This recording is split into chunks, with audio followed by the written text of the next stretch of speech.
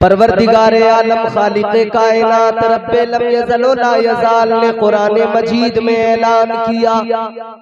अल्लाह ताला ने फरमाया मिन्हा खलक़नाकुम व फ़ीहा नुईदुकुम व मिन्हा नुख़रिजुकुम तारतन उख़रा। अल्लाह ताला ने फरमा दिया हमने तुम्हें इसी जमीन से, इसी मिट्टी से पैदा किया, इसी से तुम्हारा वजूद तैयार किया, इसी मिट्टी से तुम्हें पैदा किया। अल्लाह ताला ने मजीद फरमाया वापस तुम्हें इसी में मिला दिया जाएगा, इसी मिट्टी के नीचे दबा दिया जाएगा, इसी में तुम्हें दफन कर दिया जाएगा।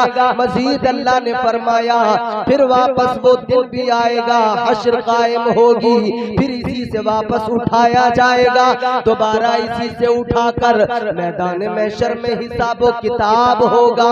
अल्लाह के सामने सारी इंसानियत खड़ी होगी, अव्वलीनो आखरीन खड़े होंगे। मेरे मुस्तफा करीम ने फरमाया सारी इंसानियत को जमा किया जाएगा, अल्लाह ताला हिसाब लेगा, मीज़ान अमल पर अमाल तोले जाएंगे।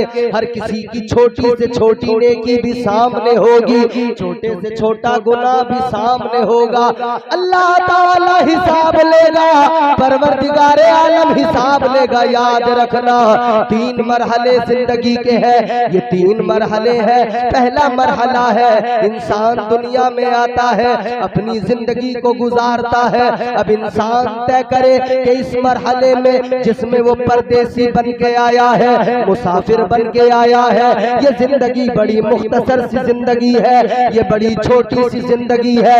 इंसान इसमें परदेसी बन के आता है। परदेसी एक दिन आखिर दुनिया को छोड़ के जाना है, इस देश से उसी देश पलट के जाना है, जो अपनी असली मंजिल है, जो अपना असली ठिकाना है, उसी जगह पे वापस जाना है। अब ये तुम्हारा मेरा काम है इस पहले मरहले में अपनी जिंदगी को कैसे गुजारे, उसका करीना क्या हो, उसका पैमाना क्या हो, किस ज़ाविये पे जिंदगी गुजरे। कहने वाले ने सलीका बताया, बताने वाले ने बड़ी प्यारी बात कही, कहने वाले ने खूबसूरत अंदाज में कहा जिंदगी इतने सलीके से गुजारी जाए, जिंदगी इतने सलीके से गुजारी जाए जैसे चादर कोई कांटों से उतारी जाए। जिंदगी सलीके से गुजरनी चाहिए, पहला मरहला है। बात आपको समझ में आ रही है? ऐसा तो नहीं है माइक की इको ज्यादा हो, आपको समझ में ना आ रहा हो। समझ में आ रहा है ना? तो जरा मोहब्बत से कहें सुभान अल्लाह। जिंदगी है मुख्तसर, कितनी मुख्तसर है, चलो ये भी मैं आपको बता देता हूँ कितनी मुख्तसर है। अल्लाह के प्यारे पैगंबर जनाबे नूह अलैहिस्सलाम, हजरत नूह अलैहिस्सलाम की बारगाह में एक खातून, एक ज़ईफ़ा आ गई। तवज्जो करना, मेरे जुमले ज़ाया ना हो जाए। रात का वो हिस्सा है कि अब तकरीर और फनकारी का वक्त नहीं है, सिर्फ कुछ बातें आप तक पहुंचानी है, दिल से निकली हुई चंद बातें आप अपने दिल में महफूज कर लें।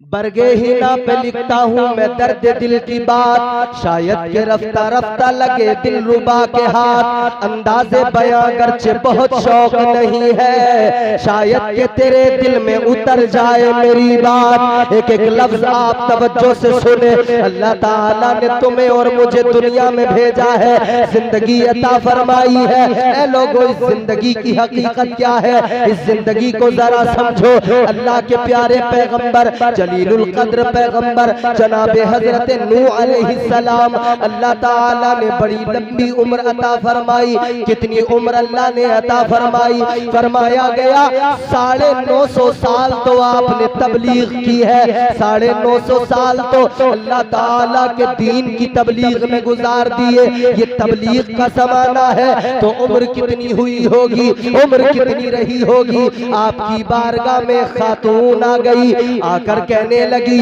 ऐ पैगंबर खुदा, ऐ अल्लाह के पैगंबर, आप जरा हाथ उठाए दुआ कर दे। फरमाया किस लिए दुआ करो? कहने लगी हुजूर, मेरे बच्चों की उम्रें बड़ी कम होती है, मेरे बच्चे कम उम्रों में दुनिया से चले जाते हैं, कम उम्र पाते हैं, उनको मौत आ जाती है, उनका इंतकाल हो जाता है। आज जनाबे मौलाना सगीर का बेटा दुनिया से गया, याद रखना कल सबको दुनिया से जाना है।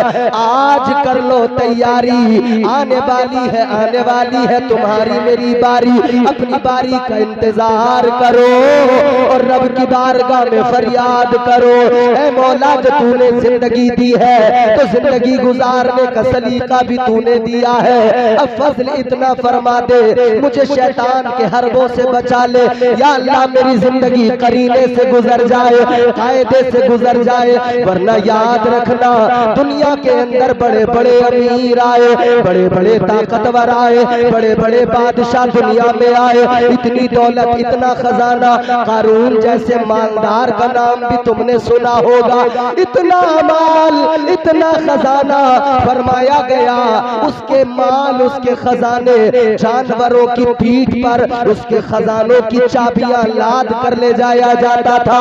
अल्लाह अकबर, इतना माल, इतनी दौलत, मगर जब कहा गया हजरत मूसा ने फरमाया अल्लाह की राह में खर्च कर दे, वो खर्च करने से मुकर गया। हजरत मूसा पे बहुतान लगाने लगा, इल्जाम लगाने लगा।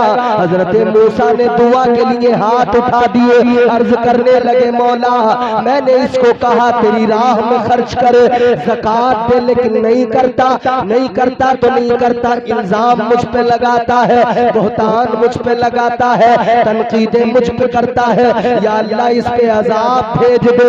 ऐ लोगों गौर करो, अल्लाह का अजाब आया, वो इतना खजाना, इतना माल रखने वाला अल्लाह ताला के अजाब का निशाना बना। अल्लाह ताला ने उसे उसके माल के साथ जमीन में धंसा दिया।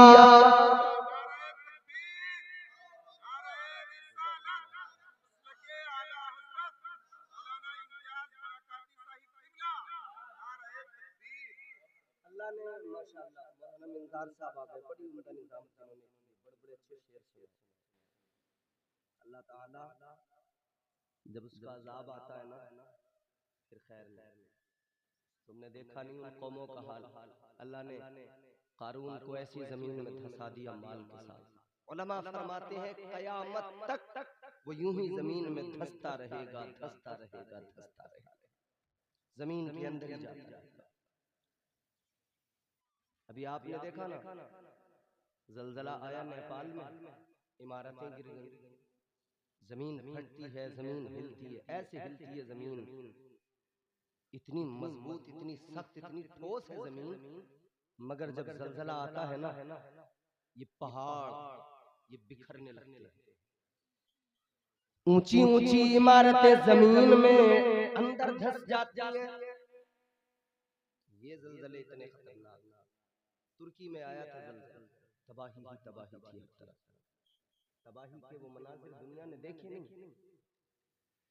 दिए से लोग कभी तूफा से ताकत छीन लेता है, वो जालिम बादशाहों से हुकूमत छीन लेता है। अल्लाह ताला सबसे बड़ा ताकतवर है। दिए से लोग कभी तूफान से ताकत छीन लेता है, वो जालिम बादशाहों से हुकूमत छीन लेता है। वो अपने नेक बंदों को कभी रुसवा नहीं करता, मगर भटके हुए लोगों से जन्नत छीन लेता है। भटके हुए की खैर नहीं है फिर, मगर नेक बंदों को अल्लाह कभी रुसवा नहीं करता।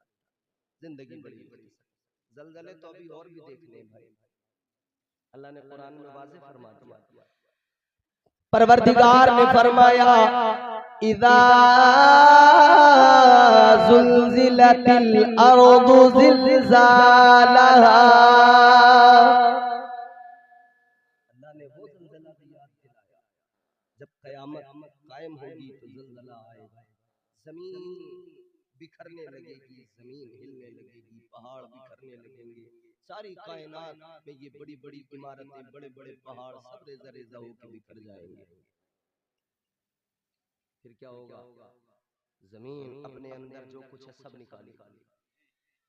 वअखरजतिल अर्दु अस्कालहा,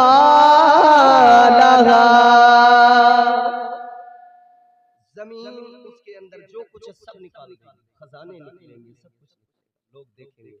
तफसीर पढ़िए, फरमाया कि जब जमीन के अंदर से खजाने निकलेंगे, माल निकलेगा, जमीन सब फेंकेगी और जो कुछ उसके अंदर है वो मुर्दे भी बाहर निकल जाएंगे, सब तहस नहस होगा।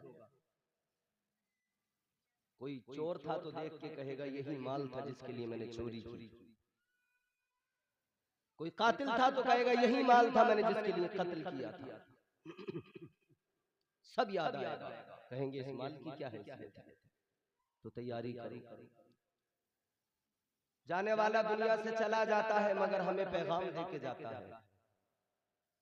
वो औरत आई, आके कहने लगी हुजूर दुआ कर दें, आप अल्लाह के पैगंबर हैं, नबी खुदा हैं, मेरे बच्चों की उम्र ज्यादा नहीं होती, कम उम्र में दुनिया से चले जाते हैं। इनका बेटा 15-16 साल का दुनिया से चला गया। कितनी कम उम्र थी ना, 15-16 साल की उम्र, बड़ी मुख्तसर सी उम्र, छोटी सी उम्र। मगर सुनो, वो औरत कहती है मेरे बच्चे कम उम्र में चले जाते हैं। हजरत नूह अलैहिस्सलाम ने फरमाया कितनी उम्र में जाते हैं? ताजदारे मदीना के आशिकों गौर करो, हजरत नूह अलैहिस्सलाम ने फरमाया ए खातून, ए ज़ईफा, जरा बता तेरे बच्चे कितनी उम्र में मर जाते हैं, कितनी उम्र में चले जाते हैं? कहने लगी है पैगंबरे खुदा, कोई मेरा बच्चा 100 साल की उम्र में मर जाता है, कोई मेरा बच्चा 200 साल की उम्र में मर जाता है। कहती है इतनी कम उम्र होती है दुनिया से चले जाते हैं। 100 साल 200 साल की उम्र, कह रही है इतनी कम उम्र में चले जाते हैं। हमारी कितनी हो रही है भैया? ले दे के 60-70, कोई 80 के ऊपर निकलता है। इतनी मुख्तसर हमारी उम्र। वो कहती है 100 साल 200 साल, कहती है बड़ी कम उम्र होती है दुनिया से चले जाते। हजरत नूह अलैहिस्सलाम ने फरमाया ए खातून, तू कहती है तेरे बच्चे 100 साल 200 साल में जाते हैं, कहती है बड़ी छोटी उम्र पाते हैं, बड़ी मुख्तसर सी उम्र। हजरत नूह अलैहिस्सलाम ने फरमाया मैं तुझे एक उम्मत के बारे में बताऊं, आने वाले जमाने में लोग ऐसे भी होंगे, आखिरी उम्मत ऐसी होगी कि उनकी उम्रें बड़ी मुख्तसर होंगी। कहने लगी कितनी मुख्तसर? आपने फरमाया उनकी उम्रें 50, 60, 70 साल, मुश्किल से कोई 100 साल की उम्र पाएगा। वो जमाना भी आएगा, इतनी कम उम्र में लोग दुनिया से चले जाएंगे, इतनी कम उम्र में लोगों के इंतकाल हो जाएंगे। इतना सुना तो वो खातून कहने लगी ऐ पैगंबरे खुदा, वो जो लोग होंगे जिन्हें 50-60 साल की जिंदगी मिलेगी, जिन्हें मुश्किल से 100 साल की जिंदगी मिलेगी, इतनी कम उम्र पाएंगे। कहने लगी मुझे लगता है इतनी कम उम्र में वो कुछ भी नहीं कर पाएंगे, न घर बना पाएंगे, न जमीनें खरीद पाएंगे, न इमारतें बना पाएंगे, न दुनिया में कुछ कर पाएंगे। जैसी हजरत नूह अलैहिस्सलाम ने सुना, आपने फरमाया ओ खातून सुन ले, वो जो कम उम्रें पाएंगे, कम उम्रें जरूर होंगी मगर घर ऐसे बनाएंगे उनसे पहले किसी ने बनाए नहीं होंगे, जमीनें इतनी खरीदेंगे उनसे पहले किसी ने खरीदी न होगी, दुनियादार इतने बड़े होंगे दुनियादारी में घिर जाएंगे। अल्लाह अकबर कबीरा। कहने लगी ए अल्लाह के पैगंबर, इतनी छोटी सी जिंदगी होगी, उस जिंदगी को वो वो घर बनाने में लगाएंगे, जमीनें खरीदने में लगाएंगे। वो लोग इतनी छोटी सी जिंदगी को दुनियादारी में लगा देंगे। तो कहने लगी जरा ये बताओ वो अपने रब को राजी कब करेंगे, अपने परवरदिगार को कब राजी करेंगे, अपने खुदा से मोहब्बत को कब मजबूत करेंगे, रब से ताल्लुक को मजबूत कब करेंगे। अल्लाह अकबर कबीरा।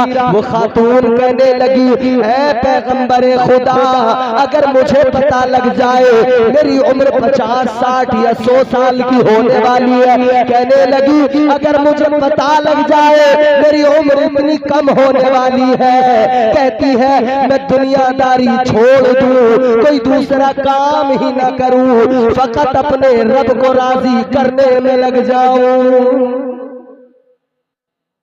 इतनी छोटी उम्रें होंगी, उसमें भी जमीनें, मकान, घर, बिल्डिंग, इमारत। और यही तो बात है, वो महल जो आज हम बना रहे हैं हमसे पहले किसी ने नहीं बनाए थे। वो इमारतें जो आज हम तैयार कर रहे हैं हमसे पहले किसी ने तैयार नहीं की थी। टेक्नोलॉजी, तरक्की, हम तरक्की की बात करते हैं, टेक्नोलॉजी की बात करते हैं। हम दुनिया और साइंस और इन सब चीजों पे इस दर्जा एतबार करते हैं कि हमने कुरान को फकत अपनी ताकों में सजा के रख दिया। हमारी कौम ने सोच लिया कोई मरेगा तब कुरान पढ़ेंगे, किसी का दम निकलता होगा तब सूरह यासीन की तिलावत करेंगे, कोई बीमार होगा तब उस पे कुरान पढ़ के दम करेंगे। हमने समझ लिया कहीं कुरान खानी होगी घर में बरकत के लिए तब हम कुरान पढ़ेंगे, जब हमारे यहाँ कोई 40वां आएगा तब हम कुरान पढ़ेंगे, जब हमारे यहाँ कोई 20वां 10वां होगा तब हम कुरान की तिलावत करेंगे। लेकिन मेरे अजीजों, कुरान इसलिए नहीं था कि फकत 40वें में पढ़ा जाए, कुरान इसलिए नहीं था कि फकत इसे किसी के मरने पे पढ़ा जाए, कुरान इसलिए नहीं था कि फकत कुरान मजीद को किसी बीमार पर दम करने के लिए पढ़ा जाए। ना ना मेरे अजीजों, कुरान इसलिए नहीं था, कुरान तो इसलिए था ऐ मुसलमान कुरान मिला है, दस्तूरे हयात है, तेरी कामयाबी का राज इसी में है। तो कुरान पढ़ेगा तू कामयाब हो जाएगा। कुरान पढ़कर समझ ले तुझे सैकड़ों हजारों करोड़ों मोती कुरान अता करेगा। कुरान तुझे तरक्की भी देगा, कुरान तुझे दुनिया में भी कामयाब करेगा। तू टेक्नोलॉजी की बात करता है, कुरान तेरे लिए राहें हमवार कर देगा। बदकिस्मती है तुम्हारी मेरी, इस कौम की बदनसीबी है, हमने कुरान ताकों में रख दिया और यहूदियों ने कुरान को उठा लिया। उन्होंने फायदे के लिए कुरान पढ़ा, उन्हें फायदा जरूर पहुंचा है। ईसाइयों ने कुरान उठाया, अपना फायदा कुरान में ढूंढने लगे, कुरान ने उन्हें फायदा पहुंचा दिया। ऐ लोगों गौर करो, अगर काफिर, अगर गैर मुस्लिम, अगर यहूदो नसारा कुरान को अपने फायदे के लिए पढ़ने लगे, जब उन्हें फायदा कुरान पहुंचा दे, तुम और हम तो कुरान पर ईमान रखते हैं, हम और आप तो कुरान के मानने वाले हैं। खुदा की कसम, अगर हम कुरान की तिलावत करें, कुरान को पढ़े, कुरान को समझे, अल्लाह की कसम हम दुनिया में सबसे ज्यादा तरक्की वाली कौम बन जाएंगे, सबसे ज्यादा तरक्की याफ्ता हम होंगे। हमसे बढ़कर दुनिया में कोई तरक्की करने वाला नहीं होगा। और कल हमारी तारीख में बताया, जब लोग बकरियां चराते थे, जब लोग इन्हीं कामों पे रहते थे, किसी को शऊर नहीं था, सलीका नहीं था, तब कुरान पढ़ने वालों ने दुनिया को सलीका भी दिया, शऊर भी दिया और दुनिया को तरक्की से हमकिनार किया, दुनिया को साइंस भी सिखाया, दुनिया को साइंटिस्ट बन के भी दिखाया। कुरान पढ़ने वाले इतने बड़े बड़े साइंटिस्ट गुजरे हैं मेरे अजीजों। उन कुरान पढ़ने वालों ने, अगर तुम्हारे मेरे दरमियान आज ये मशीनें आ गई है, ये मशीनें आज जो तुम्हारे मेरे दरमियान है, ये मशीनें कैसे बनी है? इन मशीनों को बनाने के लिए रिसर्च तो किया गया है, मगर सुनो सुनो, 1400 साल पुरानी तारीख उठा के देखो, सहाबा ने कुरान से ये नतीजे पहले ही निकाल निकाल के दे दिए थे, ये मोती पहले ही निकाल के दे दिए थे। अल्लाह अकबर। बड़े साइंसदान गुजरे जिन्होंने कुरान पढ़ा, कुरान ने उन्हें साइंस सिखाया। आज फलकियात की बात होती है, आज जमीन की बात होती है, जमीन के राज कितने हैं, फलकियात की बात करने वाले, चांद सूरज में जाने वाले, चांद सूरज की बातें करने वाले, फलकियात की बातें करने वाले, और जमीन को और आसमान को अपने रिसर्च के जरिए इसके तमाम तर अलामतों को, निशानियों को जाहिर करने वाले, इसके पोशीदा राज खोलने वाले खुदा की कसम आज खोल रहे हैं। और कुरान में जमीन और आसमान के राज 1400 साल पहले खोल के रख दिए। नारे तकबीर, नारे रिसालत, अल्लामा इम्तियाज बरकाती साहिब क़िबला मसलके आला हजरत, नारे तकबीर। मगर सुनो, हमने कुरान ताकों में वो एक शायर ने इसीलिए कहा ना, सामान तिजारत मेरा ईमान नहीं है, सामान तिजारत मेरा ईमान नहीं है, हर दर पे झुके सर ये मेरी शान नहीं है, हर दर पे झुके सर ये मेरी शान नहीं है, हर लफ्ज को सीने में बसा लो तो बने बात, हर लफ्ज को सीने में बसा लो तो बने बात,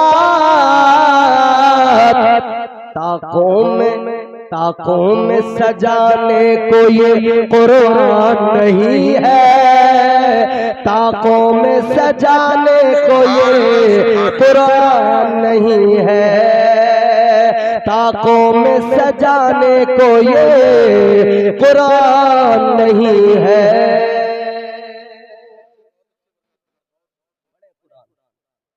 कुरान दस्तूर हयात, कुरान सलीक़े परवरदिगार आलम ने खुद कुरान मजीद में फरमाया, नज़्ज़लना अलैकल किताब तिबयानन लिकुल्लि शै हुदन व रहमतन व बुशरा लिल मुस्लिमीन।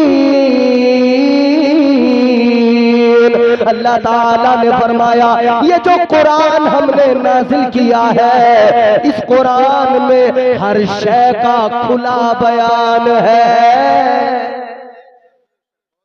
हर शय का खुला बयान, हर शय। आप जमीन के बारे में पढ़ो, कुरान बताएगा, आसमान के बारे में देखना चाहो, कुरान बताएगा, इंसान के बारे में जानना चाहो, कुरान बताएगा, हर शय। लेकिन कुरान का अंदाज क्या है? वो एक बादशाह था, काफिर था, उसको पता लगा कि कुरान में हर शय का बयान है, काफिर था। इधर देखो, एक आंख से काना था। एक अल्लाह वाले थे, उनसे कहने लगा कि तुम्हारा कुरान, कुरान में तुम्हारे रब ने कहा है कि कुरान में हर शय का बयान है। तो कहता है, कुरान में क्या मेरा भी बयान है, क्या मेरा भी जिक्र है कुरान में? काफिर था।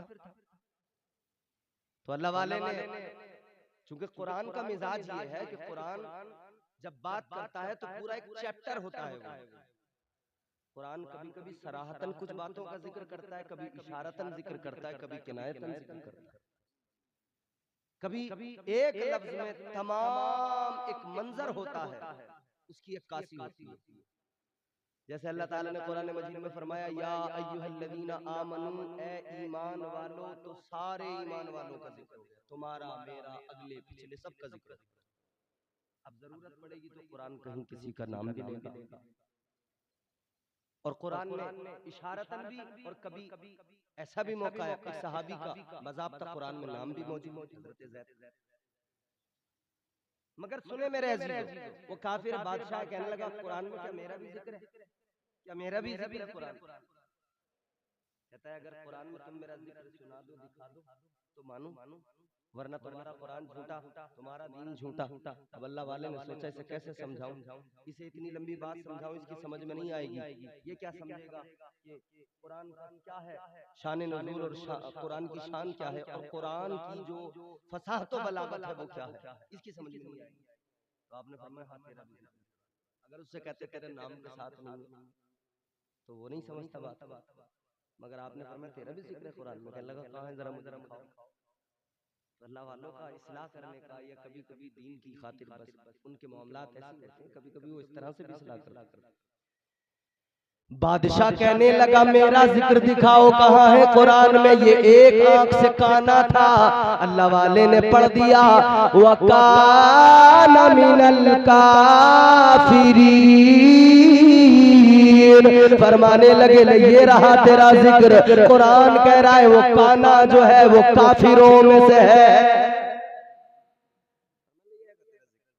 काना है ना, कुरान कहता रहा काना काफिरों। कुरान और फरमाया आगे हुदम व रहमतम व बुशरा लिल मुस्लिमीन। फरमाया कुरान हिदायत भी है, कुरान रहमत भी है, कुरान बशारत। कुरान पढ़ो तो सही, इससे अपना रिश्ता तो जोड़ो, रिश्ता तो मजबूत करो।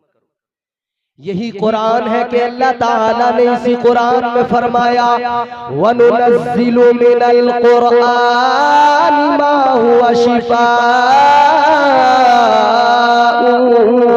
व रहमतुल लिल मुमिनीन। कुरान पढ़ो मेरे अजीजों, फकत मुर्दों पे नहीं पढ़ो, फकत इसाले सवाब के लिए नहीं, फकत बीमारों पे पढ़ने के लिए नहीं, बल्कि कुरान अपनी जिंदगी को बेहतर बनाने के लिए पढ़ा करो, अपनी जिंदगियां आसान बनाने के लिए पढ़ा करो, कुरान को समझा करो। अल्लाह ताला ने कुरान मजीद में सारे राज खोल दिए, बंदों को जीने का सलीका सिखा दिया। वो कौम जो तरक्की कर रही है, वो कौम जिसने तरक्की की है, अल्लाह ताला उसी कौम को तरक्की देता है, उसी कौम को तरक्की से हमकिनार करता है जो कुरान को उठा लेता है। अब ये काफिर लोग कुरान को उठाते हैं फकत दुनियावी फायदे के लिए, तो ये भी महरूम नहीं रहते, दुनियावी फायदा इन्हें भी मिल जाता। और हम तो कुरान के मानने वाले ठहरे, कुरान के पैरोकार, कुरान पढ़ने वाले ठहरे। कुरान मजीद में अल्लाह ताला ने वाज़ेह फरमा दिया क्या मेरे बंदो तुम्हें जिंदगी दी है तो फिर जिंदगी के करीने, जिंदगी के सलीके भी अल्लाह ने सिखाए। अल्लाह ताला ने बंदों को ये भी बता दिया तुम्हें मैंने क्यों पैदा किया, किस लिए पैदा किया। अल्लाह ने फरमाया वमा खलक़तुल जिन्ना वल इंसा इल्ला लियअबुदून। अल्लाह ताला ने फरमाया इंसानों सुन लो, जिन्नात सुन लो, तुम्हें जो पैदा किया गया है वो इबादत के लिए पैदा किया गया है। अल्लाह फरमाता है तुम्हें हमने अपनी इबादत के लिए पैदा किया है। सुभान अल्लाह, सुभान अल्लाह। मगर अल्लाह जानता था, परवरदिगार को मालूम था, वो आलिमुल गैब व शहादा है। इधर देखो भाई, अल्लाह जानता था कि बंदे इधर उधर भागेंगे, भटकेंगे, गलत रास्ते चुनेंगे, कोई अपनी ताकत के नशे में, ताकत के ज़ौम में, कोई दौलत के ज़ौम में होगा, किसी को अपनी हुस्न का, शबाहत का, इस पे गुरूर और गर्रा हो जाएगा। अल्लाह जानता था। अल्लाह ने फरमाया खबरदार मेरा मुकाबला न करना कभी भी, मेरा मुकाबला कभी न करना, वरना याद रखना तुम दुनिया के सारे इंसान, सारे जिन्नात सब भी जमा हो गए ना, तब भी तुम्हारी औकात नहीं, जितनी ज़कंदे मारनी है मार लो, मगर तुम्हारी औकात, तुम्हारी हैसियत कुछ भी नहीं। अल्लाह ताला ने फरमाया या माशरल जिन्नि वल इंसी इन इस्तताअतुम अन तनफुज़ू मिन अक़तारिस समावाति वल अर्दि फंफुज़ू ला तनफुज़ूना इल्ला बिसुल्तान। अल्लाह ने फरमाया सारे इंसान जमा हो जाए, सारे जिन्नात जमा हो जाए, जितना चाहे जोर लगाए, जितनी जकंदे मारे, मगर जहां भी जाओगे, जितना भी जोर लगाओगे, जिधर भी जाओगे, तुम्हें अल्लाह की ताकत, उसकी कुदरत के जलवे नजर आएंगे।